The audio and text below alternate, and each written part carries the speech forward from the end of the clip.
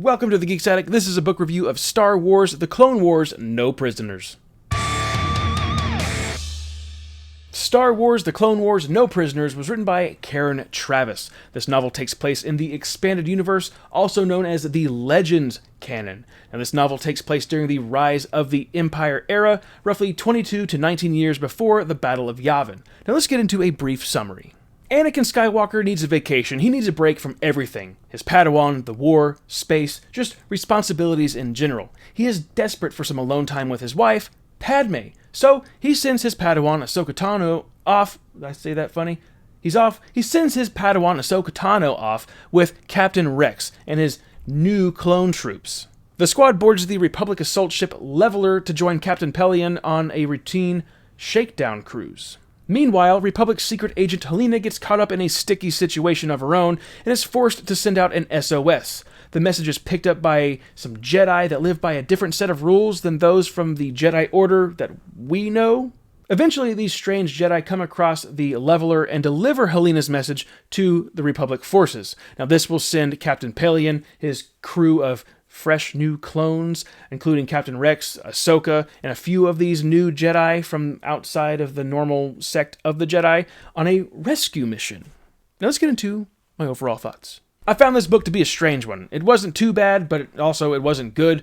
Karen Traviss delivers some bizarre takes on the Jedi Order and how they operate. I was really enjoying the first half of the book, but then the author shoved in a few new Jedi characters, and that's when everything kind of turned upside down for me.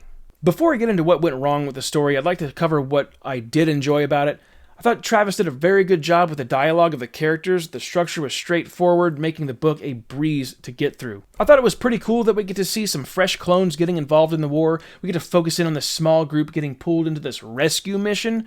The slower moments, I thought those were done well with the characters sitting around talking with each other. Very well done. It's in the action, though, that the story was weighed down for me, too. I know a lot of people like action, but for me, I get more enjoyment of exploring the characters, not so much just all the explosions and, that kind of stuff. In the Clone Wars show, I always thought Ahsoka's attire or outfit looked a little bit disturbing. She's a 14-year-old girl and she's revealing all this skin way more than necessary. In this book, Karen Traviss brings attention to the dress code when Ahsoka boards Pellaeon's ship. He calls her out, saying that she's unbecoming and undisciplined, and makes her put on an outfit that, covers all of her skin. I thought that was great. Thank you, Karen Traviss, for bringing attention to that, and putting her in some more appropriate clothing for her age.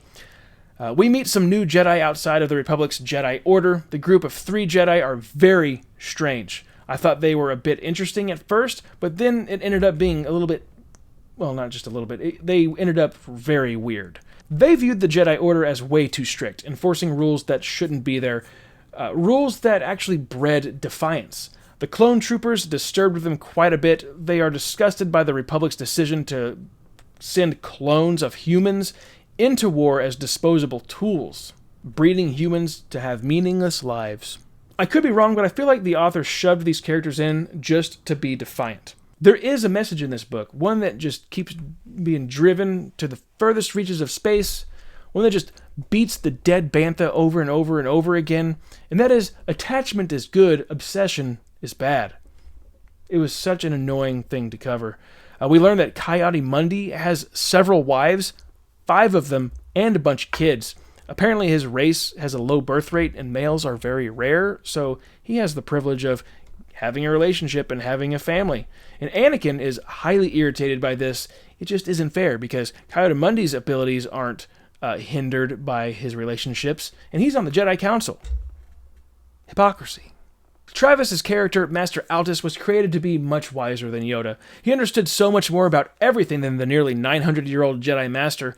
Altus was a better teacher, able to bring in new students to train as Jedi, even older than the current time period Anakin. Adult Anakin running around, married to Padme.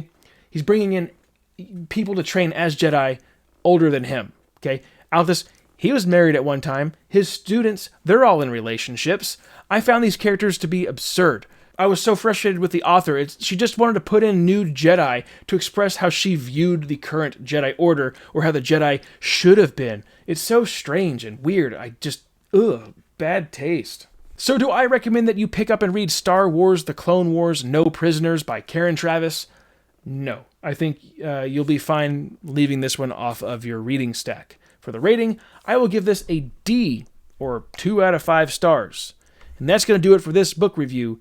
Check me out across all social media at The Geeks Attic and thegeeksaddict.com. Hit that subscribe button so you'll be notified when I post more videos. Have a good one.